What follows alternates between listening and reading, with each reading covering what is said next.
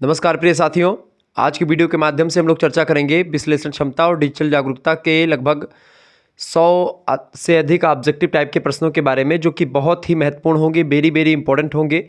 आपको बता दूं, ये क्वेश्चंस जो मैंने रखे हैं ये राम मनोहर लोहिया, सिद्धार्थ यूनिवर्सिटी कपिलवस्तु, वीर बहादुर सिंह पूर्वांचल विश्वविद्यालय, महात्मा गांधी काशी विद्यापीठ, चौधरी चरण सिंह मेरठ विश्वविद्यालय, जननायक चंद्रशेखर बलिया विश्वविद्यालय, महाराजा सोहेल देव यूनिवर्सिटी, और इसके अलावा कानपुर विश्वविद्यालय, छत्रपति साहू जी महाराज यूनिवर्सिटी, ठीक है, प्रोफेसर रज्जू भैया स्टेट यूनिवर्सिटी।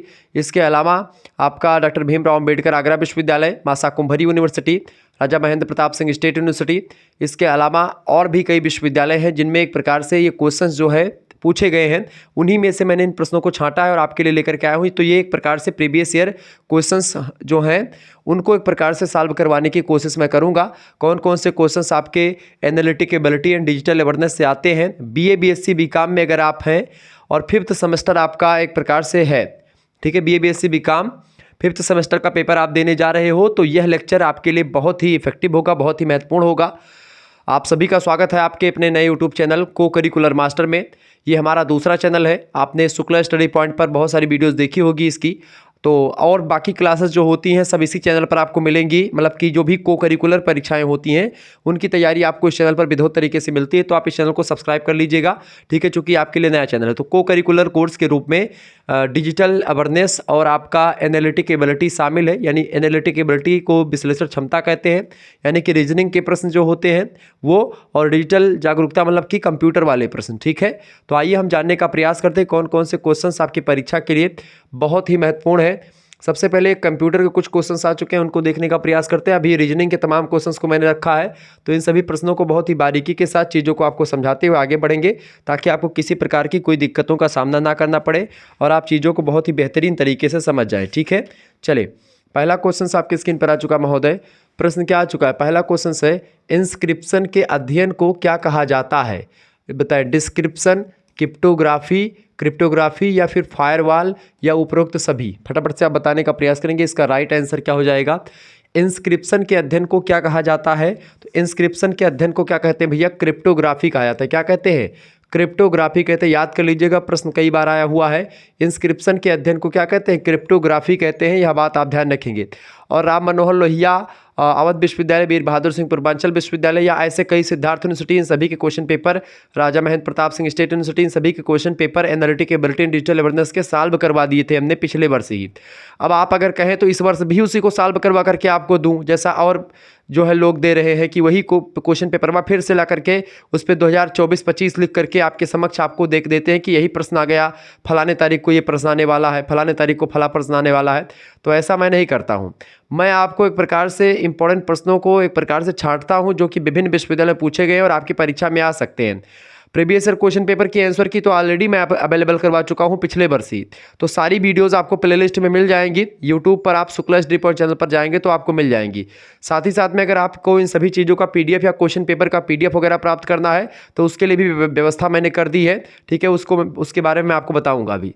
दूसरा क्वेश्चन आ चुका है, आमतौर पर मतलब कि प्रश्न क्या आपकी स्क्रीन पर आ चुका है, आमतौर पर वर्ड डॉक्यूमेंट्स में पाए जाने वाले वायरस को क्या कहते हैं? आमतौर पर, ठीक है, आमतौर पर वर्ड डॉक्यूमेंट जो होता है उसमें पाए जाने वाले जो वायरस होते हैं उनको क्या कहते हैं?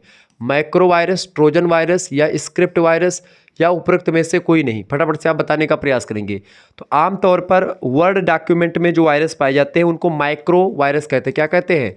माइक्रो वायरस कहते हैं। ऑप्शन नंबर 1 करेक्ट आंसर होगा। तीसरा प्रश्न आप देखेंगे, वायरस जो वीवी और जावा फाइलों से जुड़े होते हैं उन्हें क्या कहा जाता है? ऐसे वायरस जो वीवी और जावा फाइलों से जुड़े हुए होते हैं उन्हीं को स्क्रिप्ट वायरस कहते हैं। क्या कहते हैं उनको? स्क्रिप्ट वायरस कहा जाता है। ऑप्शन नंबर इसका सी करेक्ट आंसर हो जाएगा। यह बात आप ध्यान रखेंगे। चौथा क्वेश्चन आपके स्क्रीन पर आ चुका है, वायरस से फैलता है क्या? बताएं, वायरस से क्या फैलता है भैया?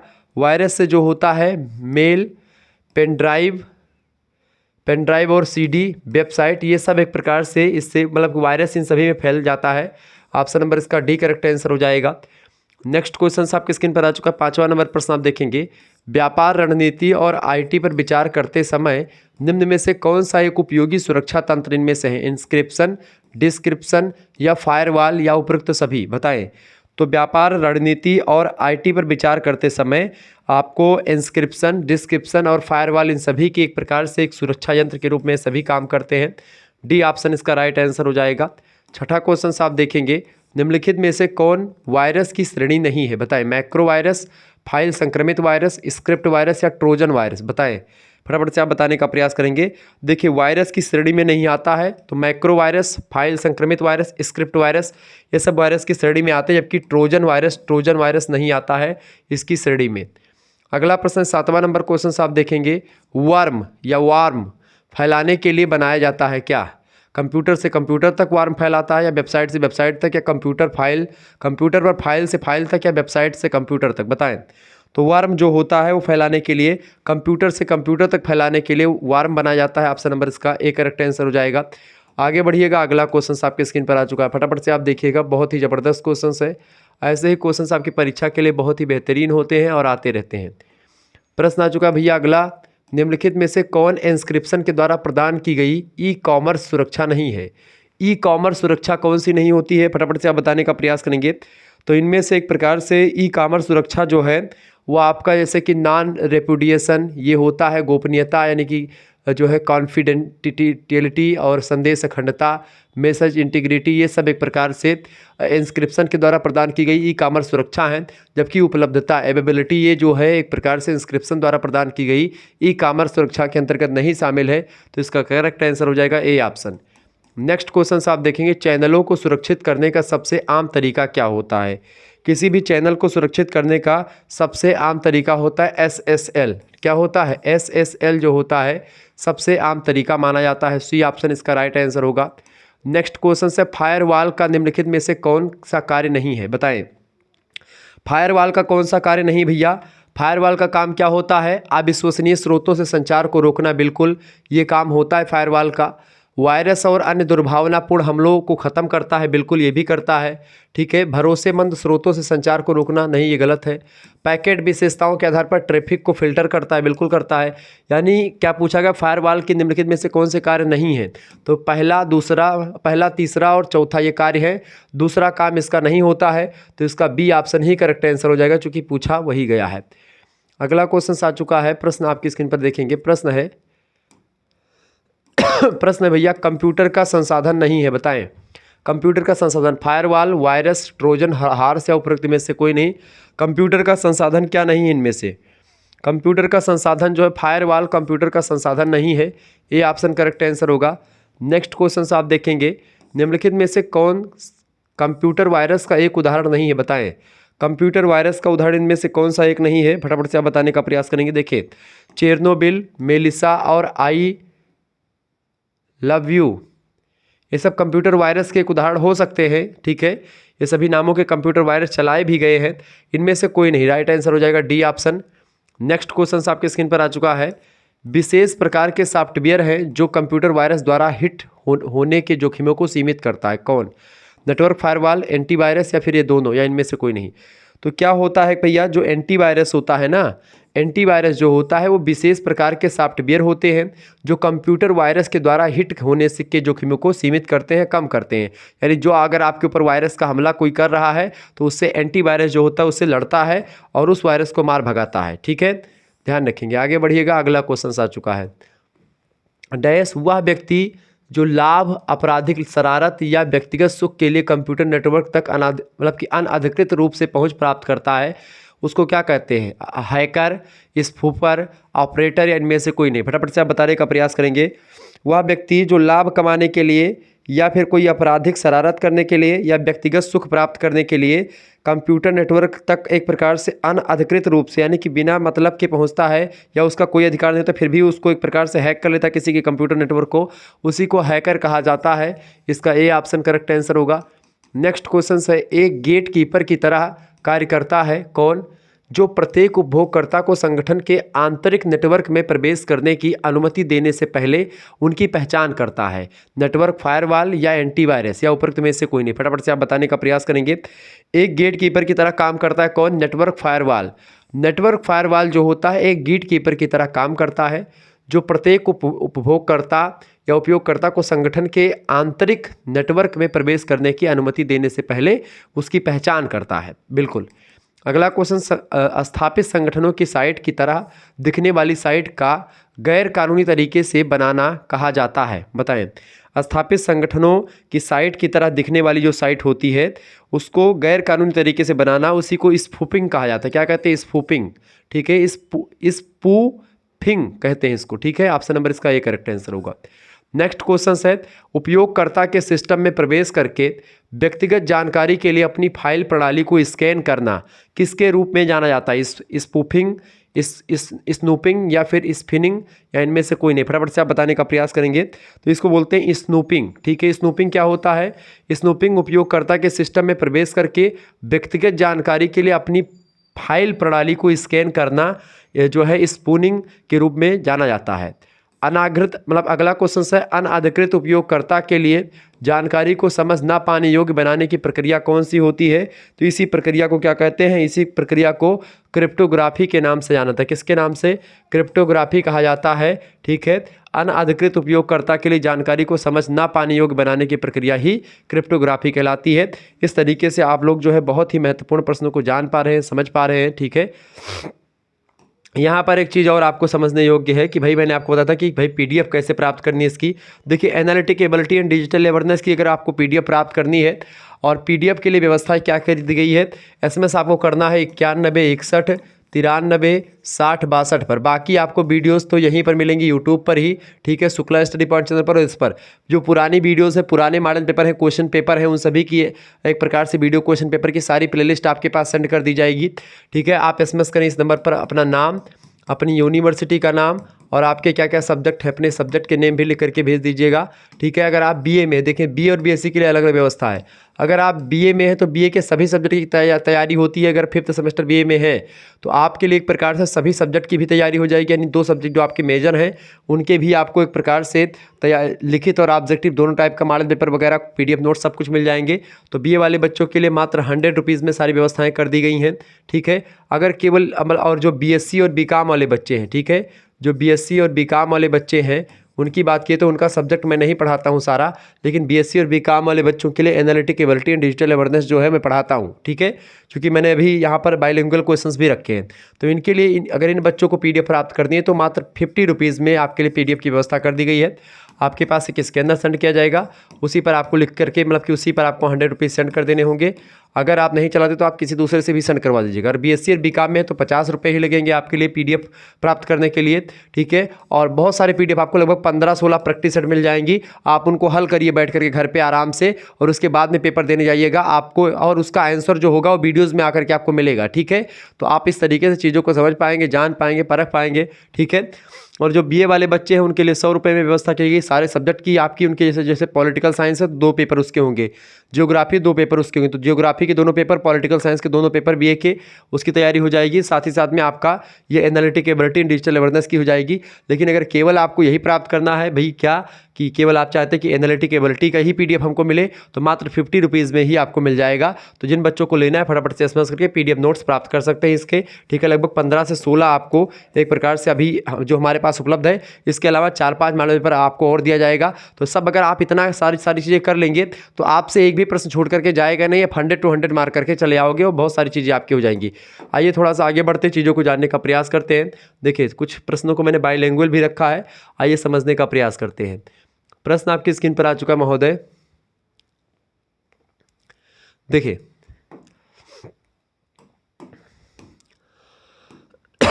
सॉरी, प्रश्न है राकेश अमन से लंबा है, अमन सौरभ से लंबा है, सबसे लंबा कौन है? फटाफट से आप बताने का प्रयास करेंगे।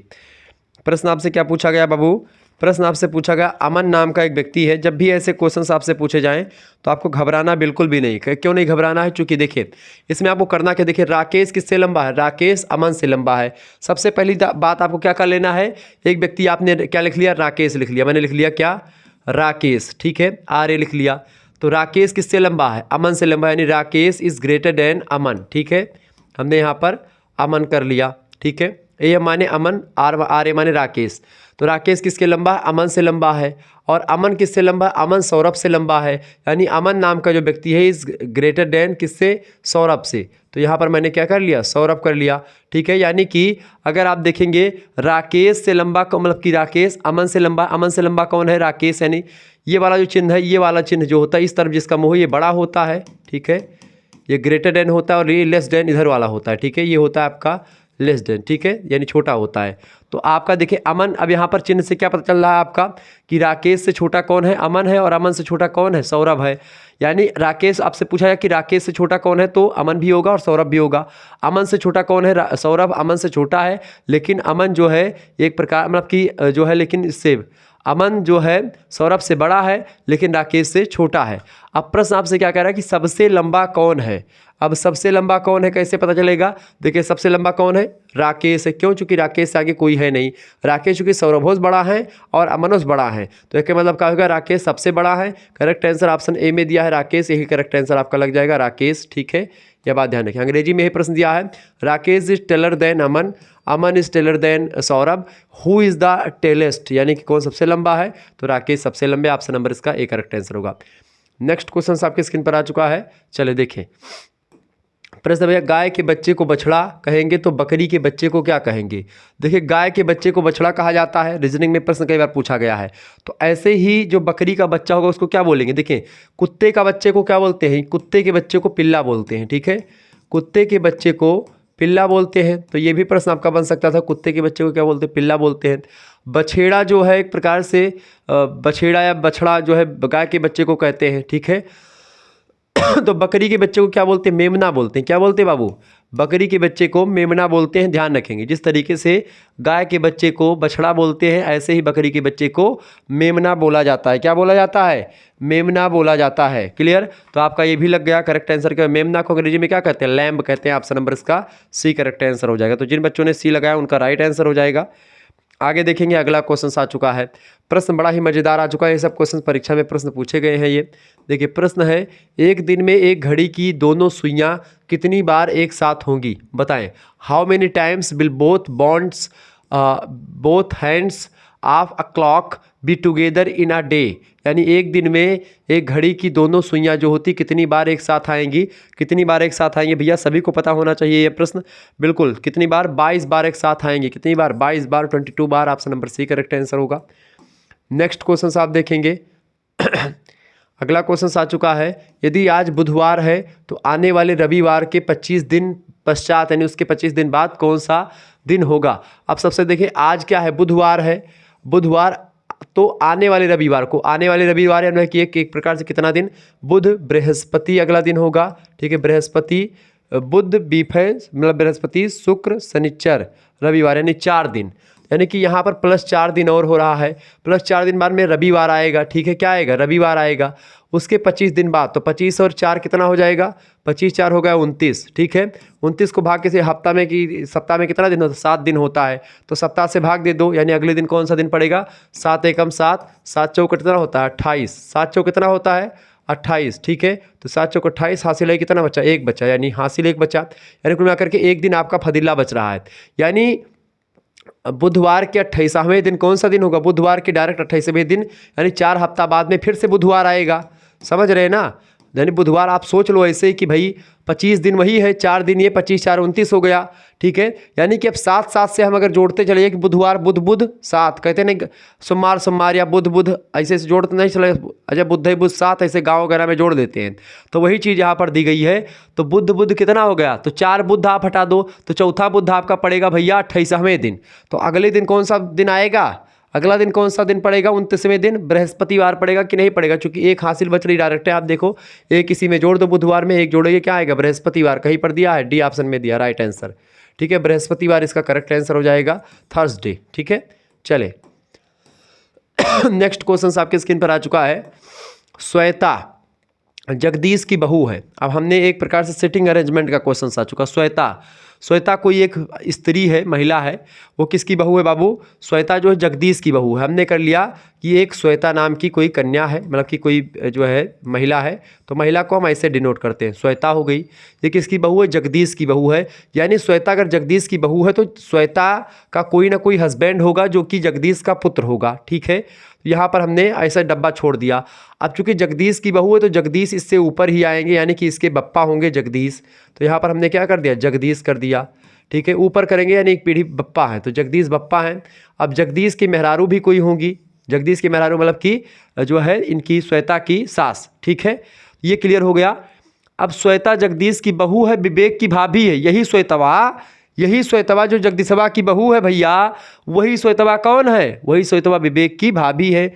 अब विवेक के भाभी के मतलब कोई विवेक तो यहाँ हुई है ना, अगर भाभी है यानी जगदीश की एक लड़का और है, यानी जगदीश के एक लड़का कौन है भैया? जगदीश के एक लड़का और है, एक लड़का और कह दिहन भैया। उनका क्या नाम है? उनका नाम है विवेक। यहाँ विवेक लिख दिहन, समझत हो ना। यानी काव कहागा श्वेता जगदीश की बहू है, या श्वेता हो गई। अब जब श्वेता हैं और केहू बहू है भैया, तो जके बहू हुई हैं तो वही लड़कवक तो मेहरारू हुई हैं, बिल्कुल। तो यानी कि श्वेता केहू न केहू मेहरारू हुए। अभी क्लियर नहीं क्या कहीं मेहरारू हुए, अब पता चले। अब चूंकि जगदीश के बहू तो जगदीश करें, अब जगदीश के मेहरारू क्यों हुई हैं हम इमेजिन करा चली थे, चूंकि कुछ भी पूछ सकता है, कुछ भी पूछ सकता है। इस वजह से आपको बहुत ही बारीकी के साथ समझाने का प्रयास मैं कर रहा हूँ। तो अगर जगदीश के कोई मेहरारू हुई हैं यानी विवेक के अम्मा, ठीक है, और इनके विवेक के एक भाई हुए तो भाई का ऐसे डिनोट कर दो, ठीक है।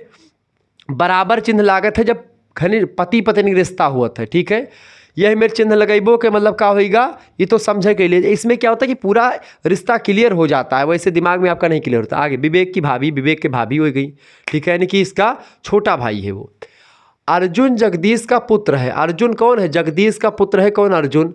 देखिए अर्जुन जगदीश का पुत्र है, यानी जगदीश का पुत्र एक अर्जुन है। अब अर्जुन ये भी हो सकता है और एक और लड़का अर्जुन हो सकता है, लेकिन आगे पढ़े। और विवेक का अकेला भाई है। विवेक का अकेला भाई है, यानी विवेक केवल दो भाई है, एक ठू अर्जुनवा और एक ठू विवेकवा, ठीक है। समझे तो बात करना। यानी क्या लिखा है कि श्वेता जगदीश की बहू है, विवेक की भाभी है, हो गया ये। अर्जुन जगदीश का पुत्र है, यानी अर्जुन एक है, वो हो सकता है कि और एक भाई हो, लेकिन आगे वाला जो लाइन है क्या कह रहा है कि विवेक का अकेला भाई है। विवेक का अकेला भाई कौन है? अर्जुन है, और जगदीश का पुत्र भी है, तो विवेक का अगला भाई क्या होगा? यहाँ पर अर्जुन हो जाएगा, यानी अर्जुन यही है और जगदीश का पुत्र है और विवेक का अकेला भाई भी हो गया। अब डायरेक्टर आप देखिए अर्जुन ये जब यहाँ पर भर गया तो अर्जुन ऑटोमेटिक श्वेता का हस्बैंड हो गया, ठीक है। अब श्वेता का पति कौन हो गया? ये हो गया अर्जुन। यहीं पर आपका ही पूरा खत्म हो गया। यानी कि अब हमको पूछा गया कि श्वेता और अर्जुन के बीच में क्या संबंध? श्वेता और अर्जुन आपस में क्या है भैया? पति पत्नी का संबंध है, बढ़िया घनिष्ठ रूप से प्रेम कर रहे हैं दोनों लोग, पति पत्नी का संबंध है, ठीक है। अब जानते हैं पति पत्नी का संबंध कैसा होता है। तो श्वेता और अर्जुन का संबंध कैसा है? पति और पत्नी का संबंध है। तो ये क्या होगा भैया? खूनी रिश्ता, ब्लड रिलेशन का क्वेश्चन है, खूनी रिश्ता। रीजनिंग में पढ़ते हैं आप, समझ में आ रही चीजें फिर से। तो ये चीजें क्लियर हो गई ना। अब आपको मेरे हिसाब से ब्लड रिलेशन में ऐसे क्वेश्चन पूछेगा, आप ऐसे बना करके बढ़िया से समझ करके आप कोई सी भी प्रश्न का उत्तर दे सकते हैं, कोई भी दिक्कत आपको नहीं होना पड़ेगा, ठीक है। अब यहीं पे आपसे पूछ सकता था कि जो है, अब यहीं पर एक और लाइन दे करके कई लंबे क्वेश्चन भी बना सकते थे। तो यहाँ पर क्या होगा? चचेरी बहन तो होगी नहीं, ननद भी नहीं है, और सास की बात तो करी ही नहीं गई है। सास होगी जगदीश के मेहरारू होंगी सास श्वेता की, यानी श्वेता एक प्रकार से कौन है? पत्नी है। श्वेता पत्नी किसकी? अर्जुन की। क्लियर। तो अर्जुन के मध्य और श्वेता के मध्य क्या पति पत्नी का संबंध है। बिल्कुल इसका राइट आंसर सी ऑप्शन हो जाएगा, ठीक है। तो आपने समझा, तो अच्छे तरीके से मैंने आपको समझा दिया, कोई एक प्रकार से आपको डाउट नहीं बचा होगा इस क्वेश्चन में। आगे देखते हैं भैया, अगला क्वेश्चन आपकी स्क्रीन पर आ चुका है, फटाफट से आप देखने का प्रयास करेंगे। सभी लोग देखिएगा। वान का पूरा नाम क्या है, मतलब कि वान का फुल फॉर्म क्या होता है, फटाफट से आप बताने का प्रयास करेंगे। वान का बताएं भैया। WAN ये एक प्रकार से कंप्यूटर से रिलेटेड शब्दावली है। वान इसका पूरा नाम क्या होता है? इसका मतलब होता है वाइड एरिया नेटवर्क। क्या होता है? वाइड एरिया नेटवर्क, ठीक है। ऑप्शन नंबर इसका सी करेक्ट आंसर होगा। वाइड एरिया नेटवर्क इसको कहते हैं। 28 अगला क्वेश्चन आपके स्क्रीन पर आ चुका। क्लाइंट है, बताएं। क्लाइंट है, क्लाइंट क्या होता है? क्लाइंट जो होता है सेवाओं की मांग करने वाला प्रोग्राम या कंप्यूटर को क्या कहते हैं? क्लाइंट कहते हैं। नेक्स्ट क्वेश्चन आ चुका है। इंटरनेट में किस प्रोटोकॉल का उपयोग होता है? इंटरनेट में किस प्रोटोकॉल का उपयोग होता है भैया? इंटरनेट में टीसीपी या आईपी प्रोटोकॉल का प्रयोग होता है। ए ऑप्शन इसका करेक्ट आंसर होगा। नेक्स्ट क्वेश्चन है, एक उपकरण जो एनालॉग सिग्नल प्राप्त करे या कर उन्हें डिजिटल डाटा में परिवर्तित करता है वो क्या कहलाता है? यानी एक ऐसा उपकरण जो एनालॉग सिग्नल प्राप्त करता है और उसको डिजिटल डाटा में परिवर्तित करता है, उसी को मॉडेम कहा जाता है। क्या कहते हैं उसको? मॉडेम कहते हैं। ऑप्शन नंबर इसका ये करेक्ट आंसर होगा। अगला प्रश्न है, इंटरनेट एड्रेस होता है, बताएं। इंटरनेट एड्रेस होता है तो ये होता है HTML। HTML जो होता है इंटरनेट का एड्रेस होता है HTML। ऑप्शन नंबर इसका ये करेक्ट आंसर हो जाएगा। नेक्स्ट क्वेश्चन आप देखेंगे, वेब पर पहुंचने हेतु प्रोग्राम की आवश्यकता होती है। तो वेब पर पहुंचने के हेतु किसकी आवश्यकता होती है? किसी न किसी ब्राउज़र की आवश्यकता होती है। किसकी आवश्यकता होती है? किसी भी वेबसाइट पर जाने के लिए ब्राउज़र का सहारा लेना पड़ता है आपको। आगे देखते हैं महोदय, अगला क्वेश्चन आ चुका है, वेब पर उपलब्ध पेज में लिखे जाते किसमें? तो पेज मतलब कि वेब पर जो पेज होते हैं वो किस में लिखे जाते हैं? HTML में लिखे जाते हैं। किस में? HTML में लिखे जाते हैं। बी ऑप्शन राइट आंसर होगा। वीडियो कॉन्फ्रेंसिंग हो सकती है point two point, multi point या उपरोक्त में से दोनों। देखिए भाई, जो वीडियो कॉन्फ्रेंसिंग हो सकती है पॉइंट टू पॉइंट भी हो सकती है और मल्टी पॉइंट भी हो सकती है, यानी उपरोक्त दोनों, यानी ए और बी दोनों तरीके की हो सकती है। सी ऑप्शन इसका करेक्ट आंसर हो जाएगा। अगला क्वेश्चन है, इंटरनेट पर टेक्स्ट भेजने हेतु किस प्रोटोकॉल का उपयोग किया जाता है? बताएं। इंटरनेट पर टेक्स्ट भेजने हेतु किस प्रोटोकॉल का उपयोग किया जाता है? तो बताएं, HTTP का प्रयोग करते हैं इंटरनेट पर टेक्स्ट भेजने के लिए। ठीक है, इसी प्रोटोकॉल का प्रयोग किया जाता है। अगला प्रश्न, इंटरनेट का पूर्ववर्ती है गुफर, ARPANET, IETF या इनमें से कोई नहीं। तो एक प्रकार से इंटरनेट का जो पूर्ववर्ती है, इंटरनेट से पहले ARPANET चला करता था। ऑप्शन नंबर इसका बी करेक्ट आंसर होगा।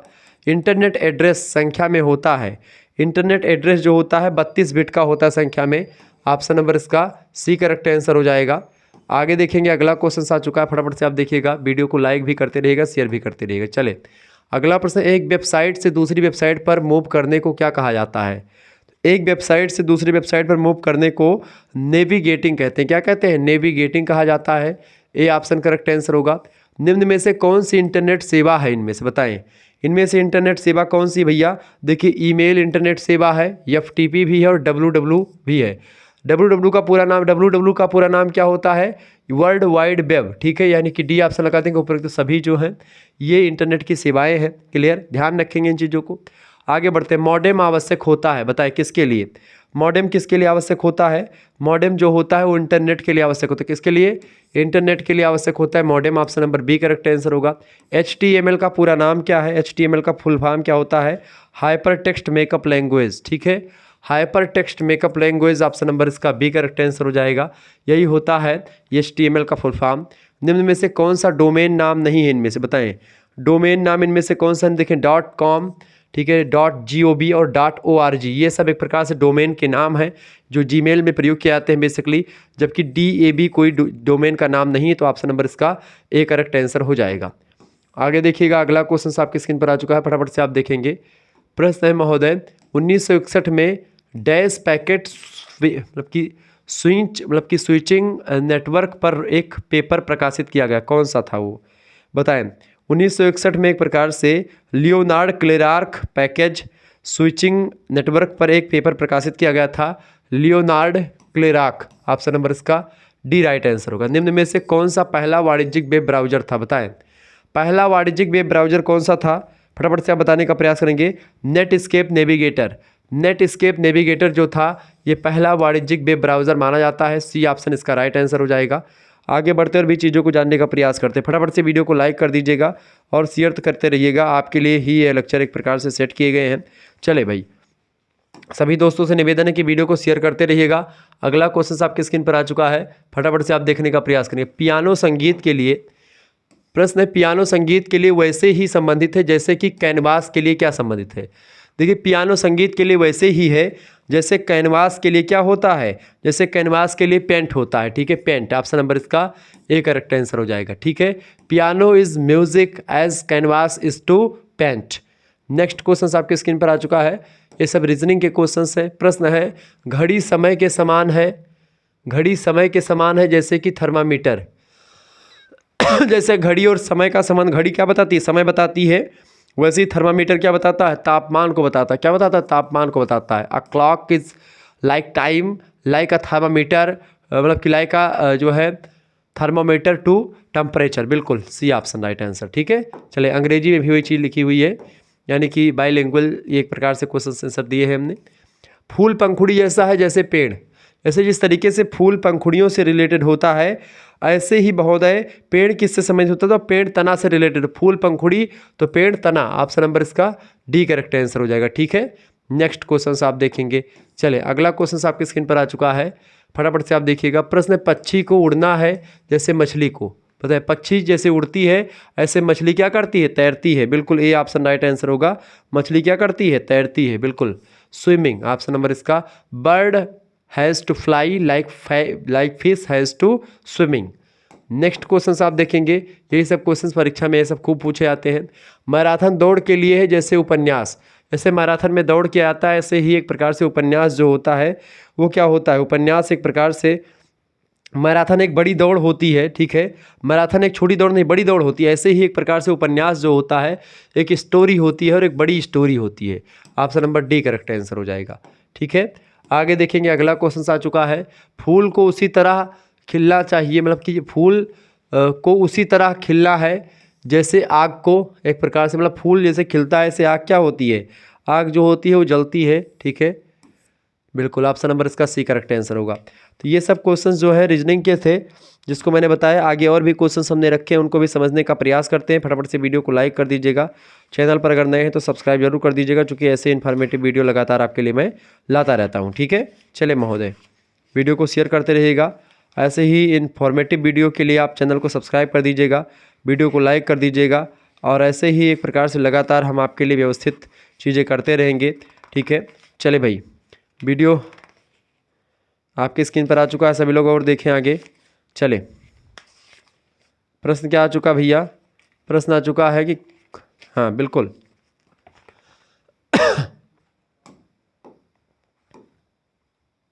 एक मिनट रुकेंगे।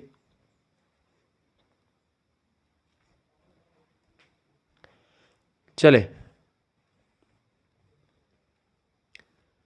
हाँ चले, प्रश्न आपकी स्क्रीन पर क्या आ चुका भैया?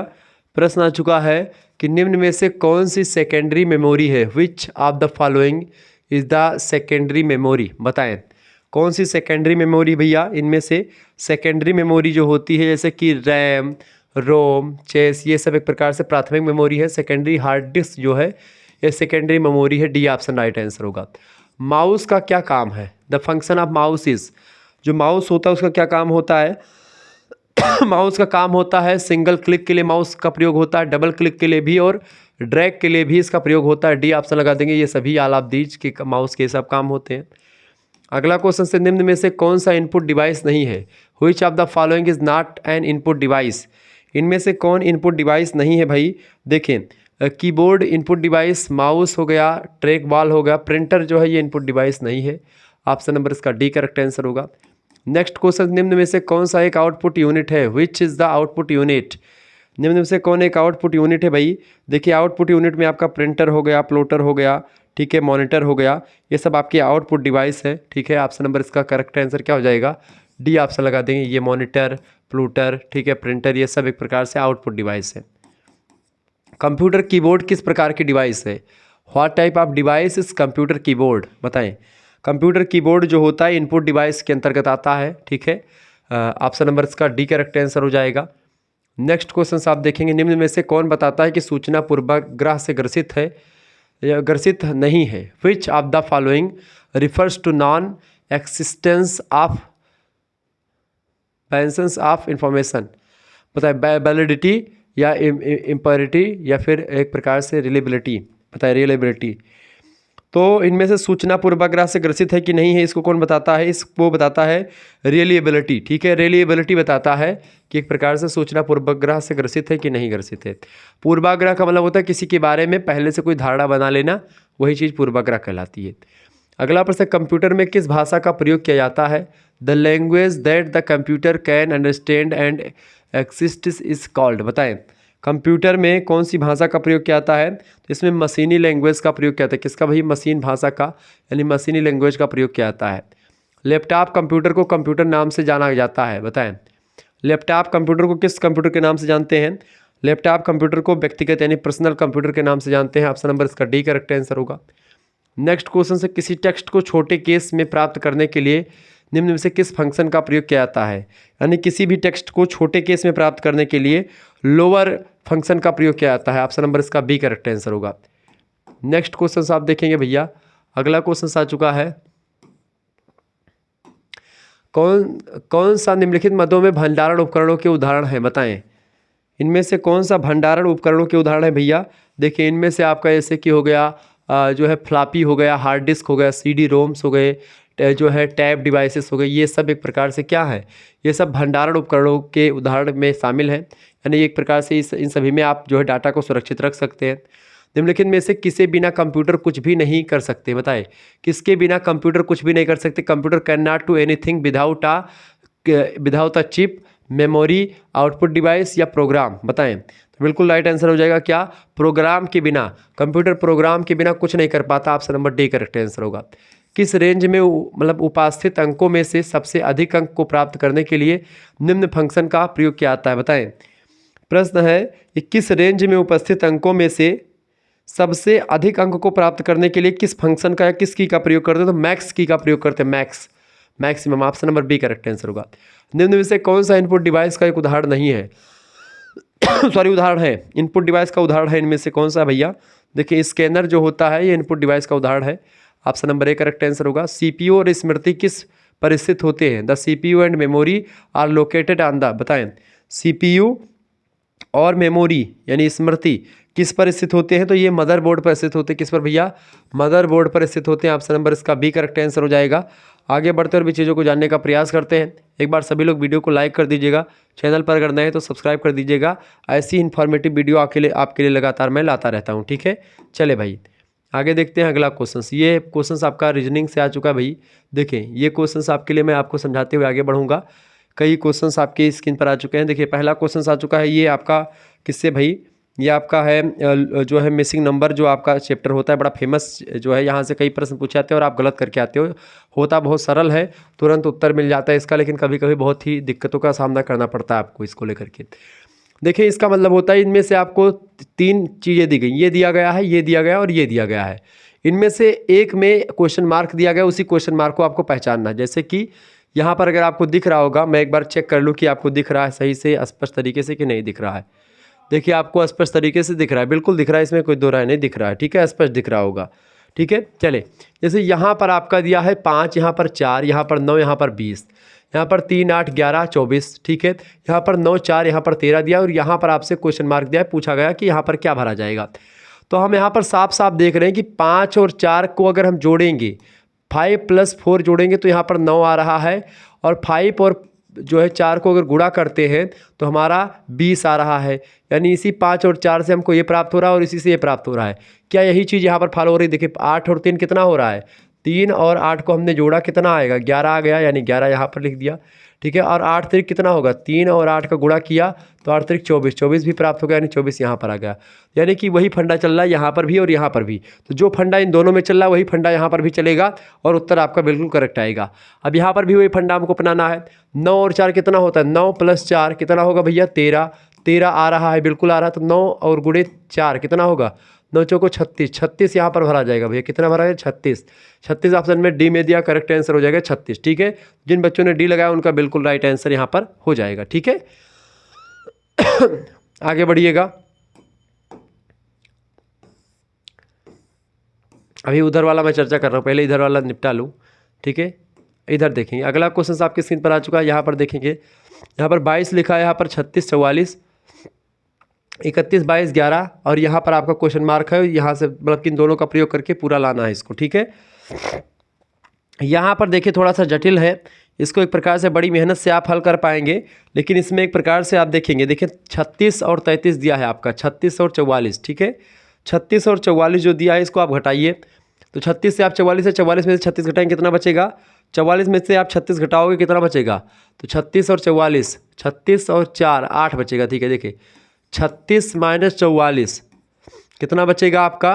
36 - 44 में अगर आप देखेंगे तो कितना बचेगा, 8 बचेगा। अब 22 कैसे लाएंगे, अगर 8 में हम 3 से गुणा कर देते हैं तो 8 त्रिक 24 होगा, तभी 22 नहीं आ रहा है। 2 घटा दे रहे हैं तो आपका 24 आ रहा है, यानी कि मतलब कि आपका 22 आ गया। तो हमको 22 कैसे मिलेगा, जब हम इसमें से देखिए इन्हीं में से लाना, 36 से 44 घटाएंगे तो क्या मिलेगा हमको, 8 मिलेगा। 8 में 3 से गुणा करके 2 मतलब कि 2 घटा दो, 8 त्रिक 24 में से 2 घटे 22। ऐसे ही किया यहाँ पर भी आ रहा, 22 में से 11 घटाओ कितना बचेगा, 11 आपका आएगा। 11 गुणे 3 करो, 11 33 हो गया, ठीक है 33 हो गया। 33 में से 2 घटा दो कितना बचेगा, 31 बचेगा। 31 सही बिल्कुल है, यानी कि ये भी सही है। ऐसे ही यहाँ पर आप देखो 72 में से 44 घटाओ कितना बचेगा, 12 में से 4 गए, 8 4 12 होता है, ठीक है। और यहाँ पर कितना बचेगा आपका, यहाँ पर बचेगा आपका 6, 6 में से आपका 4 गए कितना बचेगा, 2 28, ठीक है। 28 और 28 गुणा 3 में करो, 8 त्रिक 24 के 4 हासिल है 2 और 8 दूनी मतलब कि 3 दूनी 6, 6 2 कितना होता है, 6 2 8 84। अब 84 माइनस आप 2 कर दो भाई, 84 में से 2 घटा दोगे तो कितना बचेगा, चूँकि ये सूत्र मतलब कि ये मैंने अपने हिसाब से, चूँकि यहाँ पर जब 2 घटाएंगे तभी आएगा, 2 2 घटाने पे आ रहा तो आप यहाँ पर भी घटा देंगे तो 82 आ जाएगा। 82 ऑप्शन में कहीं पर दिया है, बिल्कुल दिया, सी ऑप्शन में 82, 82 इज राइट आंसर इसका, ठीक है। तो इसका कौन सा आंसर करेक्ट हो जाएगा भैया, इसका 82 नंबर करेक्ट आंसर हो जाएगा, मतलब कि सी ऑप्शन 82 इसका राइट आंसर होगा, ठीक है। आगे बढ़िएगा अगला क्वेश्चन। तो ऐसे ही क्वेश्चन इन सभी क्वेश्चन को आपको करना है। अगला क्वेश्चन आपके स्क्रीन पर आ चुका है, फटाफट से आप देखिएगा। अब ये प्रश्न बताओ भैया, ये वाला क्वेश्चन आपके स्क्रीन पर आ चुका है, इसका कैसे लगेगा। अब इसमें देखें साफ साफ आपको दिख रहा है क्या भाई, इसमें आपको क्या दिख रहा है, इसमें आपको साफ साफ स्पष्ट क्या दिख रहा है, इसमें आपको स्पष्ट दिख रहा होगा, साफ साफ स्पष्ट क्या दिख रहा है इसमें से। देखिए इनमें 37 आपको लाना है इन चारों संख्याओं का प्रयोग करके, 51 लाना इन चारों का, यानी गुणा भाग करके आपको लाना है। अब यहाँ पर हम अगर गुणा करते हैं भैया, 3 और 4 का गुणा कर देते हैं, यानी कि ये 3 और ये 4, ठीक है। हमने क्या किया, 3 गुणे 4, ठीक है, 3 गुणे 4 कर लिया, और उसके बाद में प्लस में आप अगर 5 गुणे 5 करेंगे तो कितना हो जाएगा, आप जिसको जोड़े देखिए आ रहा है 37, 3 चौको 12 प्लस में 50 25, ठीक है। तो 3 चौको 12 और 25 कितना होता है, 12 25 कितना होगा, 5 2 7 आ गया भाई, 7 और 2 1 3 37 बिल्कुल। यानी कि यहाँ पर क्या चल रहा है बाबू, यहाँ पर चल रहा है फंक्शन आपका क्या, यहाँ पर सूत्र आपका क्या चल रहा है कि भाई देखो ये जो विकर्ण वाले एरिया हैं इनको गुणा करके और इनको भी गुणा करके आपस में दोनों को जोड़ दो, 37 आ जाएगा। ऐसे ही यहाँ पर आप देखेंगे गुणा करेंगे जोड़ेंगे, अगर 51 आ रहा तो यही फंडा आपको यहाँ पर करना है और उत्तर आ जाएगा। देखिए 4 और 4 का हमने गुणा किया कितना हो जाएगा, 4 चौको 16, 5 और 7 गुणा किया, अब 7 बच्चे कितना हो जाएगा 35, 35 और 16 जोड़ दिया 6 5 कितना होता है 11 के 1 हासिल है 1, 3 और 1 4 और 1 5, 51 बिल्कुल 51 भी आ गया। यानी कि यही फंडा चल रहा है, यानी यही फंडा आपका यहाँ पर भी चलेगा।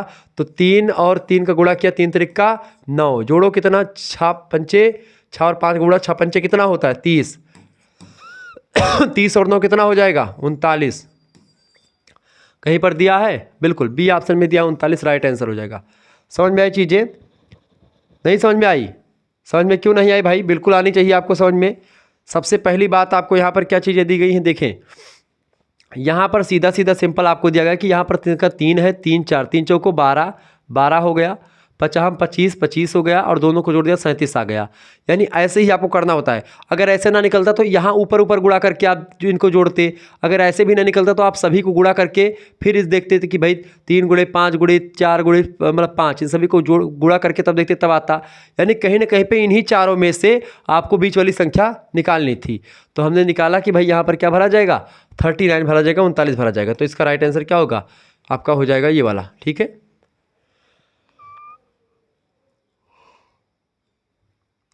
चले ये वाला प्रश्न आपके स्क्रीन पर आ चुका है। अगला प्रश्न आप देखेंगे भैया, प्रश्न है 5 4 9 6 3, यहाँ पर डैश है 7 2 4 65 20 45।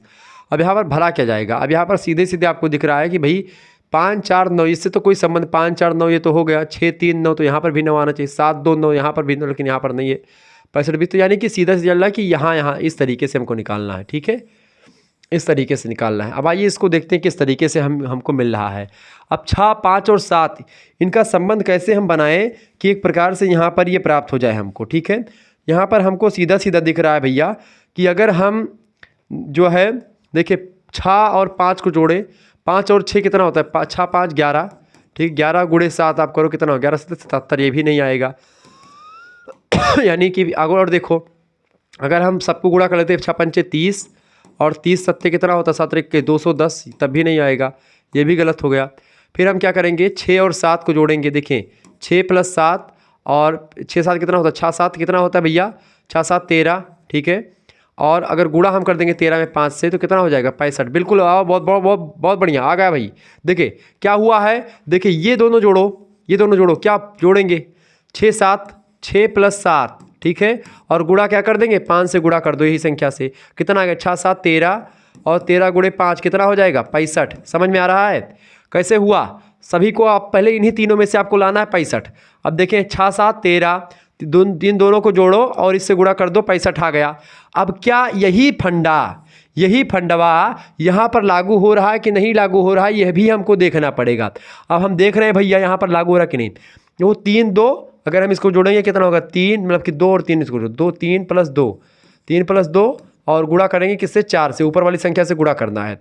तो 3 2 कितना होगा 5 होगा, ठीक है। 3 2 5 और गुणे 4, 5 चौको कितना होगा 20 होगा। क्या 20 यहाँ पर दिया, बिल्कुल 20 भी आ गया।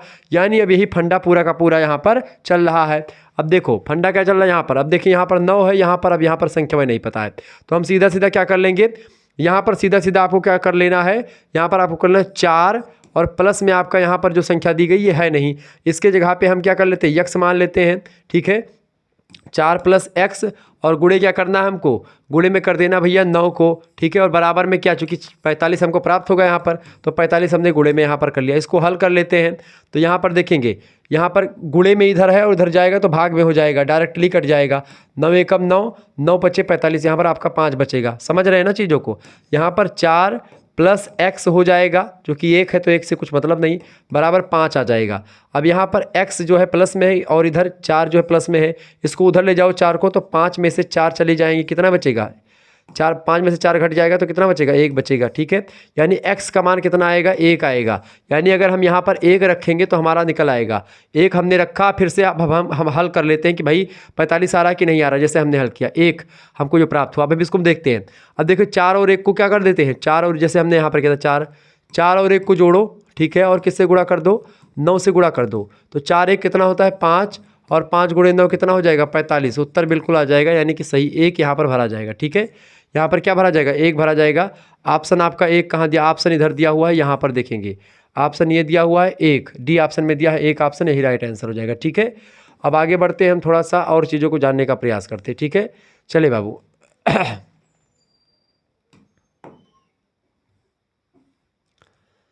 चले, यहाँ पर क्वेश्चंस आपके स्क्रीन पर आ चुका है, सभी लोग देखने का प्रयास करेंगे, ठीक है। यहाँ पर है आपका 7 3 2 49 आया, 6 5 1 का प्रयोग किया 36 आया, 3 7 4 का प्रयोग करके हमको वहाँ पर कुछ लाना है। क्या आएगा भाई बताएं, फटाफट से आप बताने का प्रयास करेंगे, सभी लोग बताने का प्रयास करेंगे।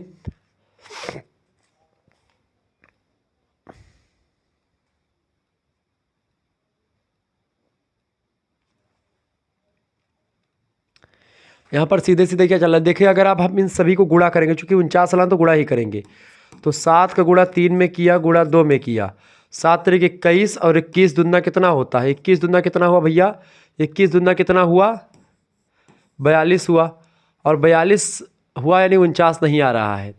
अगर हम ऐसे करेंगे 7 3 10 और 10 दूना 20 तब भी नहीं आएगा। यानी हम अगर कर ले 3 दूनी 6, 6 7 42 तब भी नहीं आएगा, यानी कि सभी गुणा कर लें तब भी नहीं आएगा।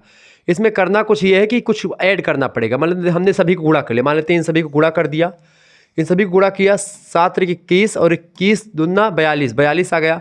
अब 42 में क्या जोड़ दें कि 7 आ जाए, मतलब 47 आ जाए, मतलब 49 आ जाए। तो इसमें से हमने देखा कि भाई यहाँ पर एक 7 दिया हुआ, क्या हम 7 जोड़ेंगे तो 49 आएगा, हमने देखा, देखिए 42 में 7 जोड़ दिया, बिल्कुल 49 आ गया। अब यही फंडा आपको यहाँ पर लगाना है कि क्या आ रहा है कि नहीं आ रहा है। देखें सिंपल सा फंडा क्या है कि इन सभी को जोड़ करके पहली संख्या को जोड़ दो, इन सभी को गुणा करके पहली संख्या को जोड़ दो। तो हमने 7 × 3 × 2, ठीक है, गुणा किया, कितना आया 42 आया, और इसमें क्या जोड़ दें पहली संख्या यानी 7 जोड़ दिया, 49 आपका प्राप्त हो गया। क्या यहाँ पर भी चल रहा है, देखिए हमने क्या किया 6 × 5 × 1, हमने ये सब पूरी संख्या गुणा कर लिया, और इसको एक प्रकार से हमने क्या कर लिया प्लस में हमने इसमें क्या जोड़ दिया बाबू, इसमें हम पहली संख्या जो है, जैसे यहाँ पहली संख्या हमने 7 जोड़ा था, ऐसे ही यहाँ पर भी हम पहली संख्या कौन सी 6, यहाँ पर 6 जोड़ रहे हैं, ठीक है, पहली संख्या को। अब देखें आ रहा है क्या चीज़ें, 6 पंचे 30, 30 सेकंडम 30 यानी कि 30 रहेगा और 30 में कितना 6 जुड़ेगा, कितना हो जाएगा 30 और 6 36। क्या 36 आ रहा है? बिल्कुल आ रहा है, यानी कि फंडा यही आपका काम कर गया। तो ये दोनों फंडा दो तरीके से जो आ गया, बस उसके तरीके से अगला भी आपका आ जाएगा। अब इसमें अगला देखते हैं, यहाँ पर क्या करेंगे, सबसे पहले 3 प्लस में करेंगे और सभी गुणा कर लेंगे। 3 गुणे 7 गुणे 4, ठीक है, 3 गुणे 7 गुणे 4 हमने गुणा किया, क्या होगा 7 तरीके 21 और 21 चौको कितना होता है 7, 21 चौका 21, 20 चौको कितना होता है 80 और 21 चौको कितना होता है 84, यानी यहाँ पर क्या हो जाएगा 84 और प्लस में 3 हो जाएगा, 84 3 कितना होता है 87, 87 ऑप्शन में दिया है कहीं पर, बी ऑप्शन में दिया राइट आंसर, ठीक है। तो यहाँ पर क्या भरा जाएगा, यहाँ पर आपका भरा जाएगा 87, ठीक है, 87 क्या भरा जाएगा बाबू, यहाँ पर आपका भरा जाएगा 87, बिल्कुल राइट आंसर आपका है 87, इसका राइट आंसर। यहाँ पर क्या भरा जाएगा 87 भरा जाएगा। तो समझ में आ रहा है। ऐसे ही आपका जो है कुछ नंबर सिस्टम भी दिया था, जैसे कि आपको नंबरिंग में दिया जाएगा, जैसे कुछ नंबर लिख करके दिया जाएगा, ये जैसे कि कभी कभी यही प्रश्न जो है दूसरी तरीके से आपको दे देगा, जैसे कि लुप्त संख्या में आपको देगा, यहाँ पर देगा 1 2 4, या ऐसे छोड़ दीजिए इसको, 1 3 5 7 9, ठीक है, आगे कैसे ऐसे 13, इसमें क्या, और अब क्वेश्चन मार्क की जगह पर क्या आएगा आपसे यही पूछेगा। तो इसमें लुप्त संख्या भरें। अब इसमें क्या भरा जाएगा, देखिए यहाँ पर क्या चल रहा है भैया, यहाँ पर सिंपल सा आपका चल रहा है, यानी कि यहाँ पर विषम संख्या विषम विषम विषम विषम, ठीक है, और यहाँ पर भी आपका 9 के बाद में कौन सी विषम आएगी 11 आएगी, ठीक है, यानी यहाँ पर 11 भरा जाएगा। तो इस तरीके से विषम की श्रृंखला चल जाएगी। ऐसे ही सम की श्रृंखला आपसे पूछी जाती है, सम की जैसे 2 4 6 8 10, ठीक है, और अगला अक्षर क्या होगा, ऐसे प्रश्न आपसे पूछ लेंगे। तो यहाँ पर क्या भरा जाएगा 12 भरा जाएगा, या आगे आपको 14 लिख करके दे देगा, ठीक है, यहाँ पर आपको 16 लिख देगा और यहाँ पर पूछेगा क्या भरा जाएगा, तो आप बताएंगे 12, चूंकि यहाँ पर क्या चल रहा है सम संख्याओं की सीरीज चल रही है, ठीक है। या कभी कभी आपसे इसे पूरा करने के लिए पूछता है, कभी कभी क्या पूछेगा आपके, जैसे आपसे क्या पूछेगा 4 9 16 25, अगला अक्षर क्या होगा बताएं, ये श्रृंखला में क्या भरा जाएगा अगला। तो यहाँ पर आप देखें 4 के बाद में क्या आया है 9 आया, तो यानी यहाँ पर एक देखेंगे श्रृंखला क्या चल रही है, 2 दूनी 4 3 तिरिक्का 9 4 चौको 16, ठीक है, 5 हम 25, ठीक है, तो आगे क्या हो जाएगा 6 का स्क्वायर होगा, यानी 6 का 36, यहाँ पर क्या भरा जाएगा 36 भरा जाएगा। इस तरीके से भी आपसे प्रश्न आते रहते, तो ये सब एक प्रकार से आपको ध्यान रखना पड़ेगा, क्योंकि ऐसे सब क्वेश्चन आएंगे और आपके बहुत ही सरल होंगे, बस थोड़ा सा आपको दिमाग लगाना पड़ेगा, इसीलिए इसका नाम तर्क शक्ति है, ठीक है, विश्लेषण क्षमता है। क्लियर, आगे बढ़िएगा। अगला क्वेश्चन आपके स्क्रीन पर आ चुका, फटाफट से आप देखने का प्रयास करेंगे, बहुत ही ज़बरदस्त क्वेश्चन आ चुका भैया। अगला क्वेश्चन आप देखेंगे प्रश्न है 4, देखिए 4 3 2 8, इनका प्रयोग करके आपको 32 लाना है।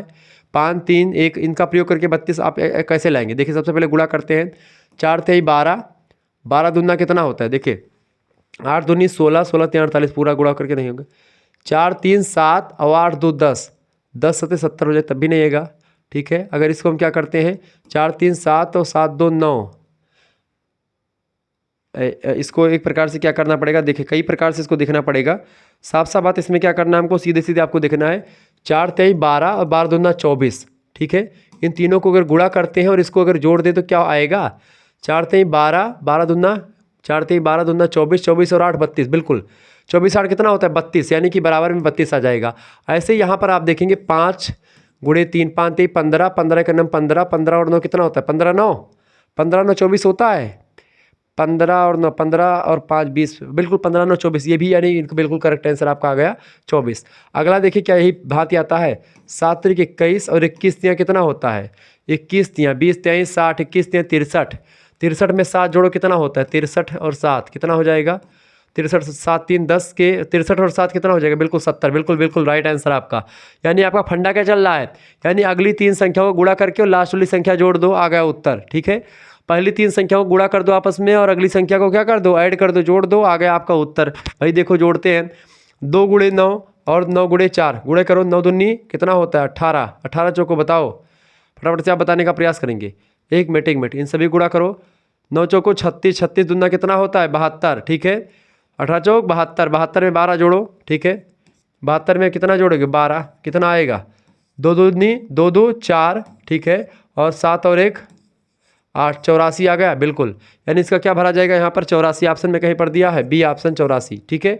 84 आपका बी ऑप्शन में दिया, राइट आंसर हो जाएगा 84। तो ये आपने बहुत अच्छे तरीके से चीज़ों को समझा, ठीक है। आगे बढ़ते हैं, तो मज़ा आ रहा होगा आपको पढ़ने में, ठीक है। आपको एक प्रकार शुक्ला स्टडी पॉइंट पर ही ऐसी क्लास मिलती है जिसमें एक प्रकार से आपको विभिन्न तरीके से चीज़ों को समझा करके आपको बताया जाता है। शुक्ला स्टडी पॉइंट आपके लिए हमेशा मेहनत करता आया है और ऐसे ही करता रहेगा। तो आप चैनल को हमारे सब्सक्राइब जरूर करें।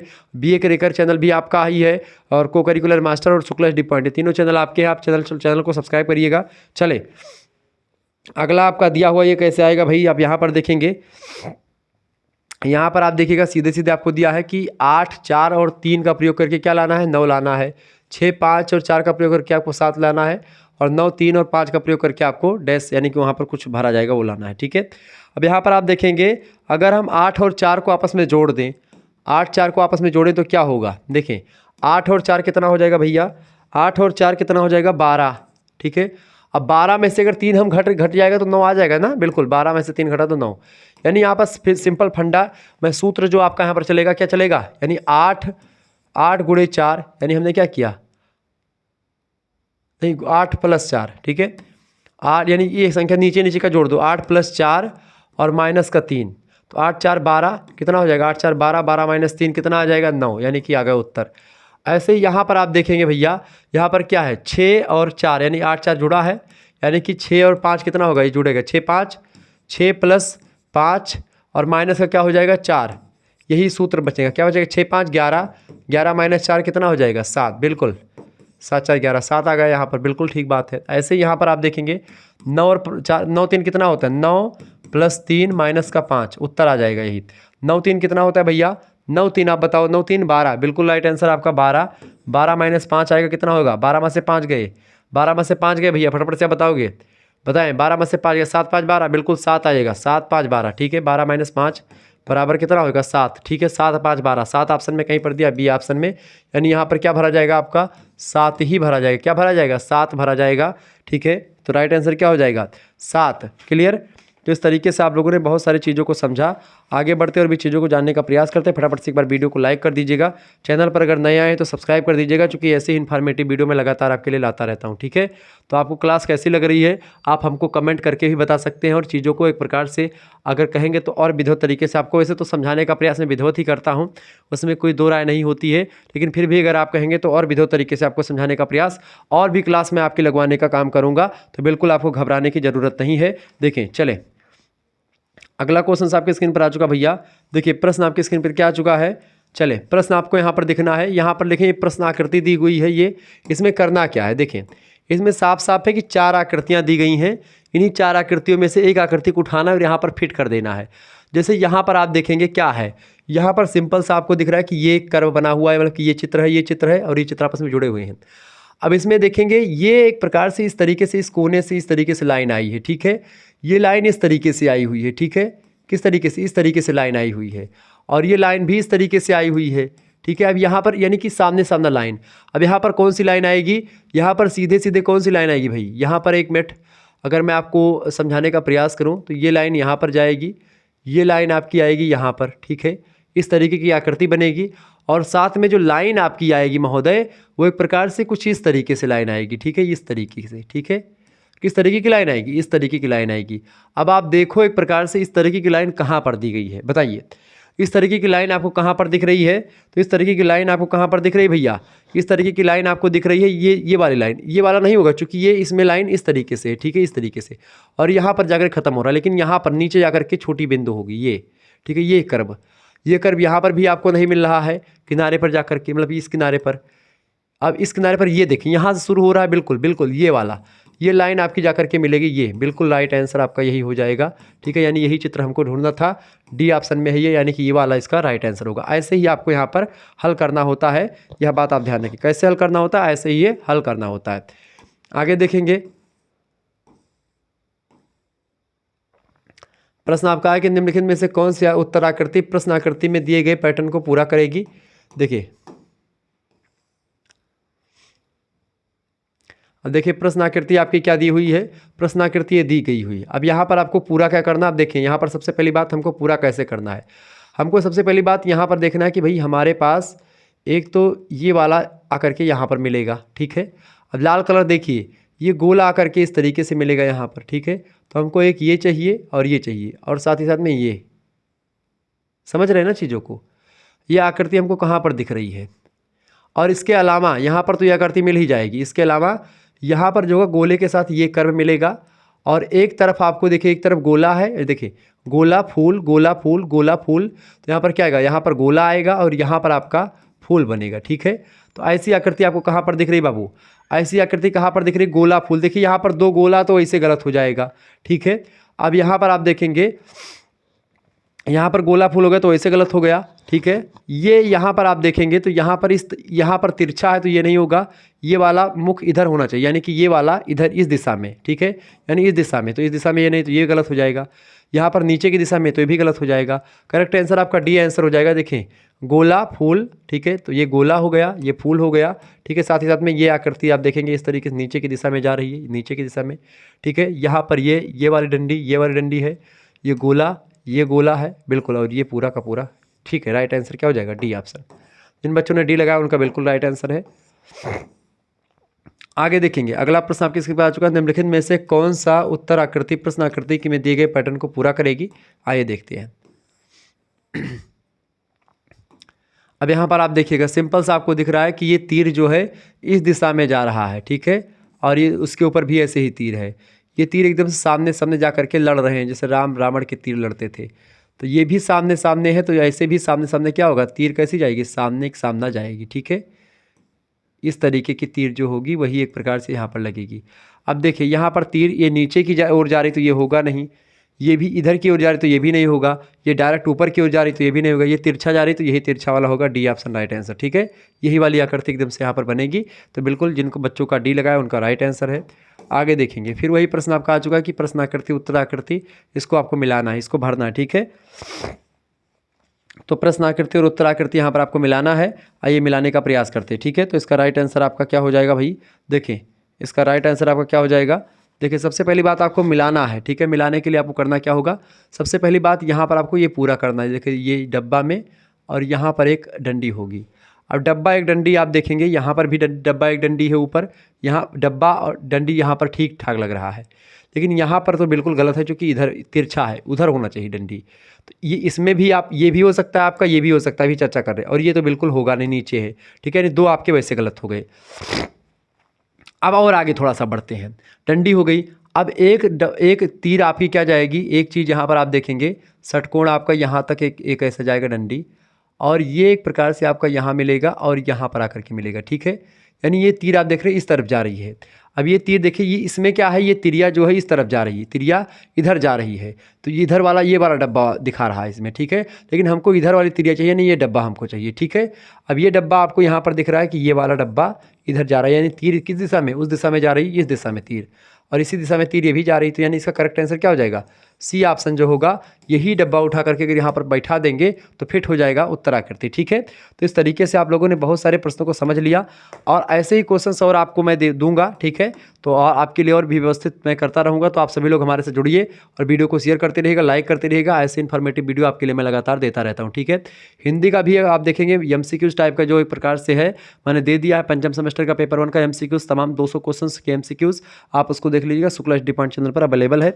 सभी सब्जेक्ट का बेसिकली मैंने दे दिया है लेक्चर में, तमाम प्रकार के सब्जेक्ट की मॉडल पेपर, रिवीजन क्लास, सब कुछ मैं दे रहा हूँ लगातार। तो आप चैनल को सब्सक्राइब करें, वीडियो को लाइक करें, शेयर करें। धन्यवाद, मिलते हैं फिर नेक्स्ट वीडियो में, तब तक के लिए जय हिंद जय भारत। आप सभी का बहुत बहुत धन्यवाद हमारे से जुड़ने के लिए, ठीक है, बहुत बहुत धन्यवाद।